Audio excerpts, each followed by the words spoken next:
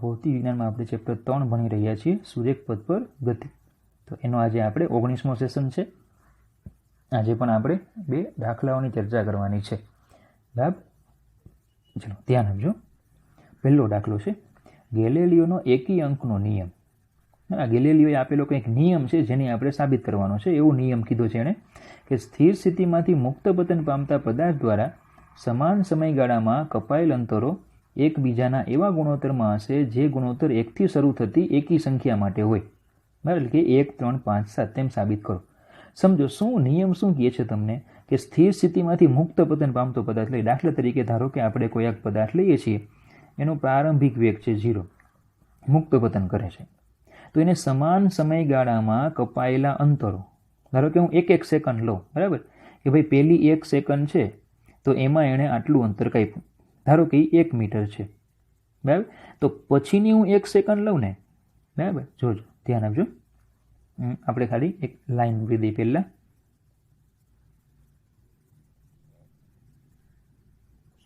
ચાલો જોજો, આવી વાત છે કે ધારો કે અહીંયાથી આપણે મુક્ત કરીએ, પ્રારંભિક વેગ છે એનો 0. હું ધારો કે 1 સેકન્ડનો સમય લઉં તો એમાં એણે 1 મીટર અંતર કાપ્યું, એટલે ધારો કે અહીંયા પહોંચ્યો. તો પછી હું 1 સેકન્ડનો સમય લઉં ને તો એમાં એ કેટલું અંતર કાપશે? 3 મીટરનું અંતર કાપે, બરાબર, એટલે અહીંયા પહોંચે. પછીનો હું 1 સેકન્ડનો સમય લઉં ને તો એ 5 મીટર અંતર કાપે, એટલે 1, 2, 3, 4 ને 5 અહીંયા પહોંચે, બરાબર. પછીનો 1 સેકન્ડનો હું સમય લઉં ને તો એ છે ને 7 મીટર અંતર કાપે, એટલે 1, 2, 3, 4, 5, 6 ને નીચે વયું જાય છે. ઓકે, તો બોલો ખ્યાલ આવી ગયો તમને કે ભાઈ આ શું છે, નિયમ શું છે, તમને ખબર પડે, બરાબર, કે એ પહેલી 1 સેકન્ડમાં 1 મીટર અંતર કાપે, 1 સેકન્ડમાં જોઈ 1 મીટર અંતર કાપે, તો પછીની 1 સેકન્ડ લઉં તો એમાં 3 મીટર અંતર કાપે ટોટલ. ટોટલ મીન્સ કે આટલું, બરાબર. ટોટલ કેટલું કાપે? 4 મીટર, કારણ કે આગળનું એક એડ થાય ને, અહીંયા સુધીનું ટોટલ અંતર કેટલું થાય? 4.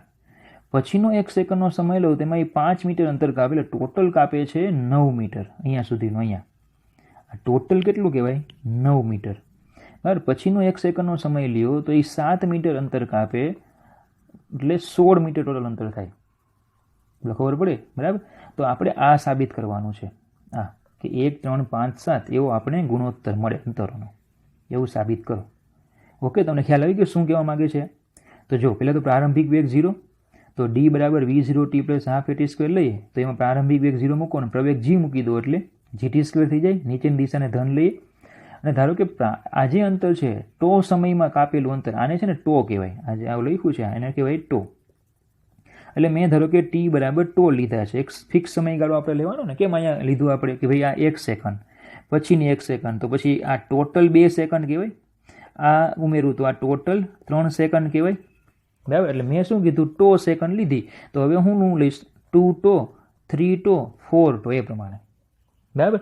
એમાં કાપેલા ટોટલ અંતર હું ગોતી લઈશ d, અને પછી ક્રમશઃ બાદ બાકી કરશું. નીચેના અંતરમાંથી ઉપરનું બાદ કરતું જવાનું, એટલે કે આપણે મળતા જાય ને. દાખલા તરીકે આ 4, 9, 15 એવું છે, ટોટલ અંતર છે, બોલો ખ્યાલ આવે. પણ મારે આ 3 જોતા હોય તો કે નીચેનામાંથી ઉપરનું બાદ કરી નાખવાનું. 5 જોતા હોય તો નીચેનામાંથી ઉપરનું બાદ કરવાનું. 7 જોતા હોય તો નીચેનામાંથી ઉપરનું બાદ કરવાનું. એટલે ટો હું વ્યાપક રીતે હું લઈ લઉં છું, એક સમય લઈ લઉં છું કે ટો, બરાબર.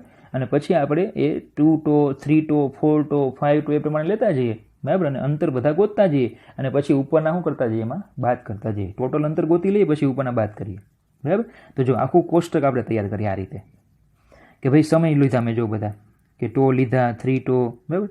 0 પહેલાં તો 0 ટો, 2, 3, 4, 5, 6, બરાબર. ચાલો હવે આ 0માં તો સ્થાનાંતર 0, ઓકે. 0 જે છે ત્યારે તો 0 ને 0 જ રહેશે, એટલે આમાં તો કંઈ આવશે નહીં 0, અને પછી આ તો કંઈ ગણતરીમાં આવે નહીં. ચલો હવે ટો સમયમાં કેટલું અંતર કાપે? તો સીધી વાત છે કે હાફ જી ટો સ્ક્વેર. ટો સમયમાં કેટલું અંતર કાપશે? હાફ જી ટો સ્ક્વેર.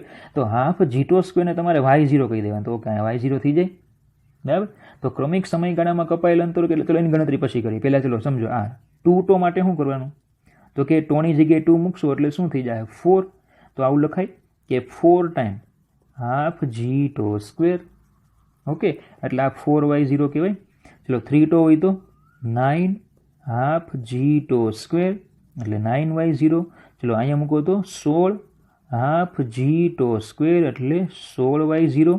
પછી આવશે 25 હાફ જી ટો સ્ક્વેર એટલે આ 25y0, પછી આવશે 36 હાફ જી ટો સ્ક્વેર એટલે આ થઈ જશે 36y0. ઓકે, ચલો હવે ક્રમિક સમયગાળામાં કપાયેલા અંતરો એટલે શું? તો કે બરાબર જે નીચેનું અંતર છે એમાંથી ઉપરનું બાદ કરવાનું. બરાબર, એટલે પહેલાં તો સમજો આમાં તો કાંઈ છે જ નહીં એટલે આ તો y0 જ આવશે. તો ભાઈ પહેલો સમયગાળો ટો જેટલા સમયગાળામાં કેટલું અંતર કાપ્યું હોય y0. પછીનો 2 ટો સમયગાળામાં કેટલું અંતર કાપ્યું હોય તો ભાઈ નીચેનામાંથી ઉપરનું બાદ કરો એટલે ટોટલ કેટલું કાપ્યું એણે 3y0. બરાબર, પછી આવશે 5y0, નીચેનામાંથી ઉપરનું બાદ કરતું જવાનું. પછી આવશે 7y0, પછી 9y0, બરાબર 11y0. આ બધા અંતર કાપ્યા હોય અને હવે શું છે કપાયેલા અંતરોનો ગુણોત્તર. તો બધાને y0 વડે ભાગી નાખો. આ બધાને y0 વડે ભાગશો એટલે 1 3 5 7 9 11. તો આમ ગેલેલિયોનો એકી અંકનો નિયમ સાબિત થાય. બરાબર, આવી રીતે તમે એકી અંકનો નિયમ જે છે એ સાબિત કરી શકો. બોલો, ખ્યાલ આવી ગયો? તો ખરેખર નિયમ શું છે તમને ખબર પડે કે એક સરખો સમયગાળો હું લઉં ને, શું કરું હું એક સરખો સમયગાળો લઉં આવી રીતે. આ એક સરખો સમયગાળો ધારો કે આપણે લઈએ, બરાબર, એક સરખા સમયગાળામાં જે અંતર કાપે એ શું એકી સંખ્યામાં હોય કે ભાઈ પહેલામાં 1 મીટર તો બીજા સમયગાળામાં 3 મીટર, ત્રીજો ટો સમય લઈએ તો 5 મીટર, ચોથો ટો લઈએ તો 7, પાંચમો ટો લઈએ તો 9 અને છઠ્ઠો ટો લઈએ તો 11 મીટર અંતર કાપે. બરાબર, તો આ રીતે આપણને નિયમ સાબિત આખો થાય. ઓકે, ચાલો. અચ્છા, સ્વાધ્યાયનો 3.12 છે. ચલો હવે આ દાખલો છે ને બાહુબલી દાખલો છે, અને બાહુબલી દાખલો આપણે કહીશું. બરાબર, તો આવા 2 દાખલા છે, આ બાહુબલી પાર્ટ 1 અને પછી એક દાખલો આવશે ને એમાં બાહુબલી પાર્ટ 2. જોજો, બરાબર ધ્યાન આપજો. સ્વાધ્યાયનો 3.12 છે કે એક દડાને 90 મીટરની ઊંચાઈ પરથી ફર્શ પર પડતો મૂકવામાં આવે છે. કે એટલું સિમ્પલ છે. જો 90 મીટરની ઊંચાઈ છે ત્યાંથી ફર્શ પડતો, ધારો કે આપણે આ લઈ લઈએ ફર્શ, આ ધારો કે ફર્શ છે એટલે કે નીચેનું જે જમીન હોય તે. બરાબર, તો એક દડાને આપણે 90 મીટરની ઊંચાઈ પરથી ફર્શ પર પડતો મૂકવાનો છે. કે ધારો કે આ છે આપણો દડો. બરાબર, એને કેટલી ઊંચાઈ કીધી આપણને? તો કે 90 મીટર. તો આ જે ઊંચાઈ છે એ ધારો કે 90 મીટર છે. બરાબર ધ્યાન આપતા રહેજો. ચલો, આ જે ઊંચાઈ છે એ કેટલી છે? 90 મીટર. ત્યાંથી ફર્શ પર પડતો મૂકવામાં આવે છે. ફર્શ સાથેના પ્રત્યેક સંઘાત દરમિયાન દડો તેની મૂળ ઝડપના 10મા ભાગ જેટલી ઝડપ ગુમાવે છે. ચલો, આનો અર્થ આપણે પછી સમજશું. પહેલાં તો દડો શું કરે છે? નીચે આવે એટલે કે અહીંયા પહોંચશે, અથડાય, અને અથડાય એટલે બોલો એ ફરી પાછો શું થાય? ઉપર જશે. ફરી પાછો ઉપર કંઈ ક્યાં સુધી જશે? પાછો નીચે આવશે, અથડાય, પાછો ઉપર જાય. ચલો, આ તમને છે ને એવું નહીં કે ભાઈ દડો અહીંયાથી અહીંયા આવી ગયો, એવું નથી કર્યું. બરાબર, આ સ્ટેપ બાય સ્ટેપ એક એક આકૃતિ આપણે લઈએ છીએ. દડો આવી રીતે ગતિ કરતો જાય. આમ તો એ ઉપરથી નીચે આવે, પાછો ઉપર જાય, પાછો નીચે આવે, પાછો ઉપર જાય. તો આપણે શું કરવાનું છે? t બરાબર 0 થી 12 સેકન્ડ સુધી દડાને ગતિ કરાવવાની. ઝડપ વિરુદ્ધ સમયનો આલેખ દોરો. એટલે દડાને આપણે 12 સેકન્ડ સુધી ગતિ કરાવવાની. બરાબર, અને ઝડપનો જે આલેખ આવશે એના વિરુદ્ધનો આપણે સમયનો આલેખ દોરવાનો. એટલે ટૂંકમાં આપણે દડાની પ્રત્યેક ગતિ દરમિયાન એક તો સમય ગણવો પડશે ને ઝડપ ગોતવી પડશે. 12 સેકન્ડ થાય એટલે આપણે ગણતરી અટકાવી દેવાની. 12 સેકન્ડ કોની 12 સેકન્ડ? આપણે ગણવાની 12 સેકન્ડ ના, ગણતરીમાં 12 સેકન્ડ થાય એટલે આપણે ગણતરી અટકાવી દેવાની. તો સ્ટેપ બાય સ્ટેપ આપણે આગળ લેતા જઈએ. જોજો, પેલું સ્ટેપ આપણે લઈએ છીએ. પહેલું સ્ટેપ છે પ્રથમ સંઘાત, એવું નામ આપી દઉં એને.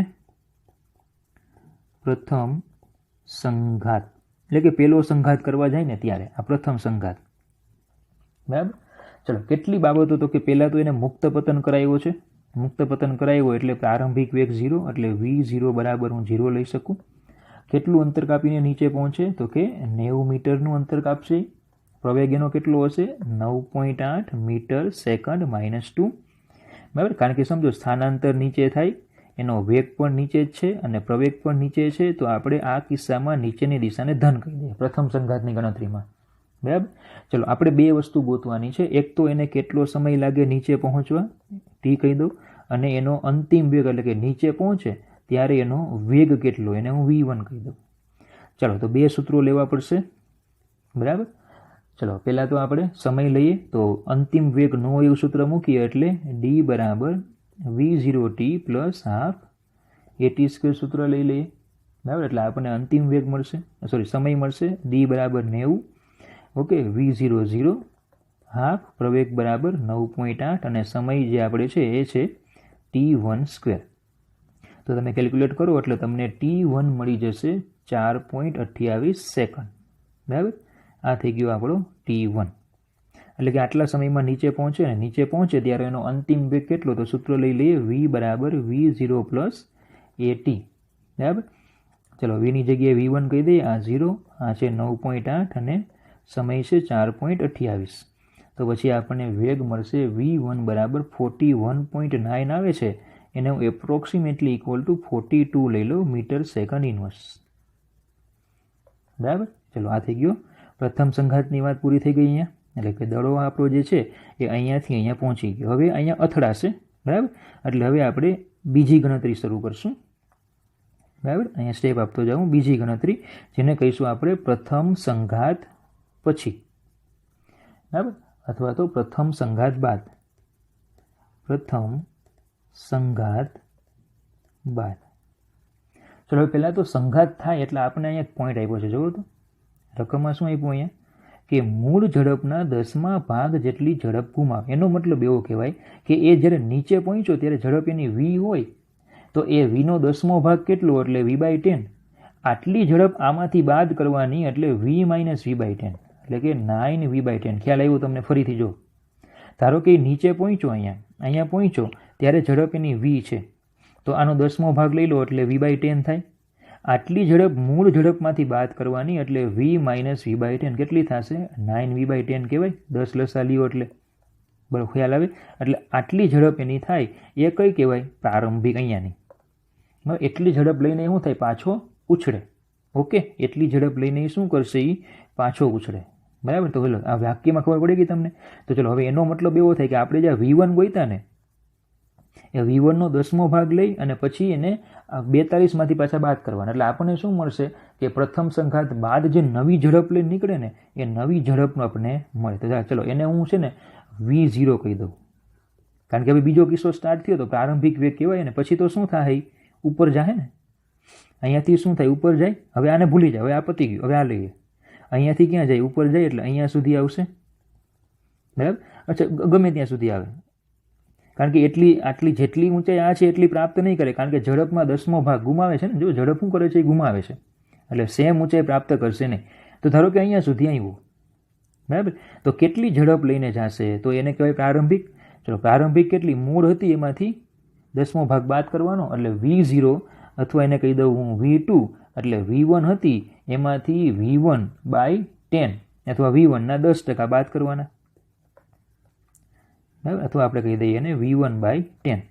એટલે કે આ થશે v0 બરાબર 9 અથવા તો v0 અથવા v2 એટલે થઈ જશે 9v1/10.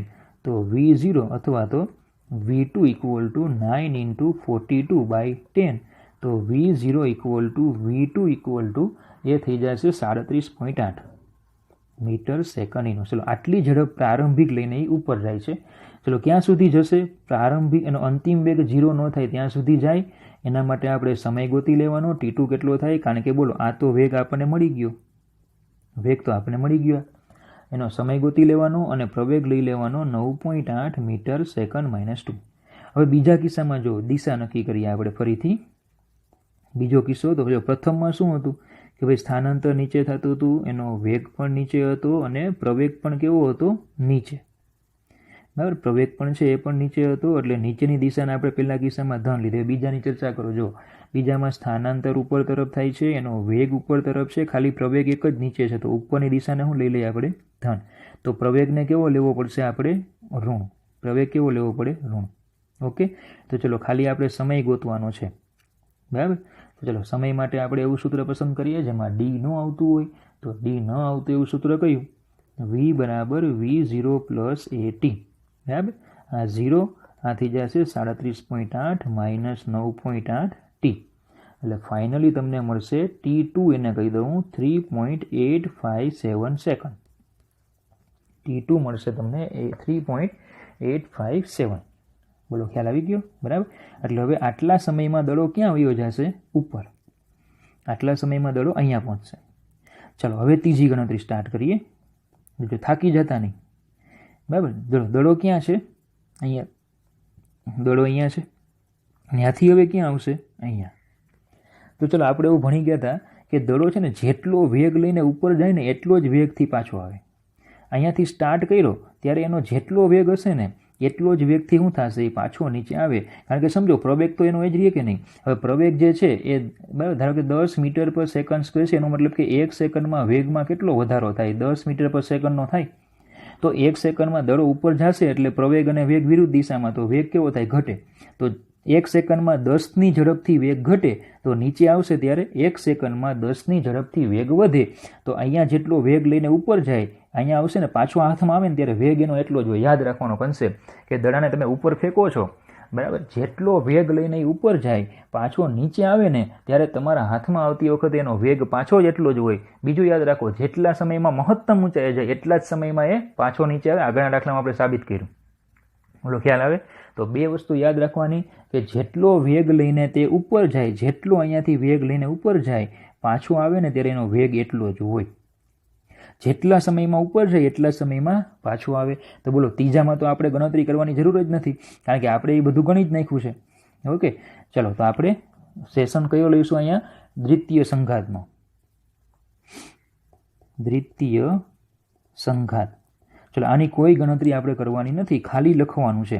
કયું લખવાનું? તો કે એક તો પેલા દડો જેટલા સમયમાં ઉપર જાય એટલા સમયમાં નીચે આવે, એટલે T3 બરાબર T2 બરાબર 3.857 સેકન્ડ.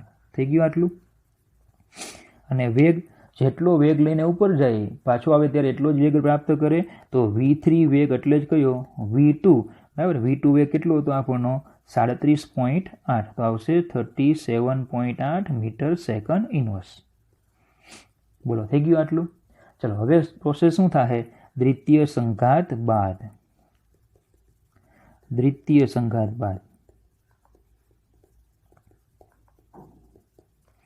ચલો દ્વિતીય સંઘાત બાદ આપણે શું કહેતા હતા કે જેટલી ઝડપ એની હોય એમાંથી 10મો ભાગે ગુમાવે. તો હવે નવો જો વેગ એનો કેટલો આવશે? V0 એટલે બરાબર એને હું ધારો કે V4 કહી દઉં. V4 તો એ આવશે V3 માંથી V3/10 બાદ કરી નાખવાના. એટલે V0 બરાબર V4 બરાબર 9V3/10 ઇક્વલ ટુ 9 × 37.8/10. તો V0 અથવા તો V4 થઈ જશે 34.02 મીટર સેકન્ડ ઇન્વર્સ. વેગ મળી ગયો.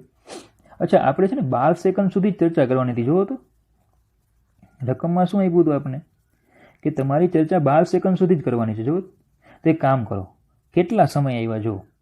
એક સમય આ આવ્યો T1 બરાબર. કેલ્ક્યુલેટરમાં કેલ્ક્યુલેટ કરતા જાઓ. 4.28 કેલ્ક્યુલેશન લઈને ન બેઠા હોય તો પોઝ કરીને કેલ્ક્યુલેશન લઈ લો અને પછી ગણતરી કરો, સરવાળા કરો. 4.28 બરાબર. બીજો સમય 3.857, ત્રીજો સમય 3.857. ચલો જોજો ટોટલ કેટલું આવે. જો ટોટલ કેટલું આવે છે? T કેટલા સમય લેવાના? T1 + T2 + T3 એટલે T બરાબર આવશે 4.25 વત્તા 3.857 અને વત્તા 3.857 એટલે ટોટલ સમય T થઈ જશે 11.994. તો T is approximately equal to 12 second. તો બોલો 12 સેકન્ડ થઈ ગયા ને તો ગણતરી પૂરી થઈ ગઈ. ઓકે, હવે તમારે ઝડપ વિરુદ્ધ સમયનો આલેખ દોરવાનો હતો. કોનો દોરવાનો આલેખ છે? ઝડપ વિરુદ્ધ સમય. તો ચલો એક ઝડપની અક્ષ લઈ લો, બીજી સમયની અક્ષ લઈ લો. ઓકે, ચલો જોજો. આ હું લઈ લઉં છું ઝડપની અક્ષ, આ હું લઈ લઉં છું સમયની અક્ષ. ચલો આ થઈ જશે V, આ થઈ જશે T બરાબર. અહીંયા લઈ લઈએ ઉગમ બિંદુ. હવે સમજો આપણે જરાક છે ને અહીંયા આકૃતિ એક થોડીક અલગ રીતે અહીંયા આંકડાઓ મૂકીને દોરીએ, કારણ કે એના વગર તમને ખ્યાલ આવશે નહીં કે ક્યાં કયા મૂલ્યો મૂકવાના. બરાબર, જોજો ધ્યાન આપજો બરાબર. હવે બધા આપણે આંકડા લખીએ. દડો જે અહીંયાથી દડો મુક્ત થતો તો અહીંયાથી બે વસ્તુ લખવાની આંકડામાં. એક તો લેવાનો એનો પ્રારંભિક વેગ કેટલો તે અને ત્યાં સમય કેટલો. તો પછી અહીંયાથી પાછો એ ક્યાં જાય છે? ઉપર જાય છે, પાછો ઉપરથી નીચે આવે છે અને પાછો જસ અહીંયાથી ઉપર શરૂઆત કરે. તો ચલો અહીંયા પહેલાં તો વેગ છે 0. હું પહેલાં બધા હું વેગના બધા મૂલ્યો લખું. ઓકે, તો અહીંયા વેગ 0. ચલો નીચે આવ્યો ત્યારે એનો વેગ કેટલો હતો? પહેલાં જ ગણતરીમાં નીચે આવે ત્યારે એનો વેગ કેટલો થાય છે 42, બરાબર. તો અહીંયા નીચે જ્યારે આવશે ત્યારે એનો વેગ થઈ જશે 42, બરાબર. ચાલો પછી એમાંથી 10% ઘટાડો કરવાનો. અચ્છા, તમને જો ખ્યાલ ન હોય તો તમે રિવાઇન્ડ કરીને જોઈ જોજો. હું સીધા અહીંયા વેગના મૂલ્યો લખું છું, બરાબર. પછી અહીંયા વેગ કેટલો થાય સંઘાત બાદ, પ્રથમ સંઘાત બાદ અહીંયા વેગ તમને આપે છે 37.8. ત્યાંથી પછી ઉપર જશે એટલે વેગ 0, પાછો નીચે આવે ત્યારે વેગ 0 જ હોય, અને જ્યારે અહીંયા આવશે ત્યારે એનો વેગ પાછો એટલો જ થાય 37.8 જ થઈ જશે, પાછો જ્યારે નીચે આવશે ત્યારે, બરાબર. અને પછી જ્યારે અહીંયાથી શરૂઆત કરે છે ત્યારે એનો અહીંયા વેગ થઈ જાય છે કેટલો, તો એ આપણે જોયો કેટલો છે 34.02, એટલે 34.02 વેગથી શરૂઆત કરે, બરાબર. તો ચલો આ બધી ઝડપો થઈ ગઈ. હવે સમયો કહેવાના. તો પહેલો આ જે સમય છે એ સમયને આપણે T1 કીધો હતો. હું એને અલગ કલરથી લખું છું. તો એ પહેલો સમય હતો 4.28. ચલો પછીનામાં આ બીજો સમય હતો, બરાબર, 3.857, 3.857. તો આ પણ એટલો જ હોય 3.857 સેકન્ડ, બરાબર. તો ચલો આ બધા ડેટા હવે તમારે આલેખમાં ડ્રો કરવાના. ઓકે, ચલો જોજો. પહેલાં શરૂઆત ક્યાંથી થાય છે 0થી. વેગ પહેલાં હું વેગ બતાવું 0થી, એટલે કે અહીંયાથી સ્ટાર્ટ થાય છે 0થી. અલગ લઈએ કલર. 0થી સ્ટાર્ટ થાય, કેટલો વેગ થાય છે 42. 0થી વેગ કેટલો થાય એનો 42. હવે સમજો કે વેગમાં કેટલા છે 42 છે ને 37.8 છે ને બીજો છે 34.02. તો હું એક કામ કરું, હું છે ને રેખા દોરી દઉં. એ જે તે વેગ હોય ને ત્યાં આપણે થોડીક રેખા દોરી દઈએ. દાખલા તરીકે ધારો કે આ જે રેખા છે ને એ 42 વાળી છે, બરાબર. પછી જે રેખા છે એ 37.8 વાળી છે. ધારો કે આ જે છે એટલો એ 37.8, અને પછી ધારો કે આ છે અહીંયા 34.02, બરાબર. એટલે ખાલી મૂલ્યો લઈ લીધા. ચલો હું ઇન્ડિકેટ કરી દઉં. અહીંયા કેટલું છે આ 42 વેગ, બરાબર. અહીંયા છે 37.8 અને અહીંયા છે 34.02, બરાબર. ચાલો હવે સમય, ચલો ધ્યાન આપજો. તો પહેલાં જો શું છે વેગ 0, ત્યાંથી વેગ કેટલો થઈ જાય સીધો 42.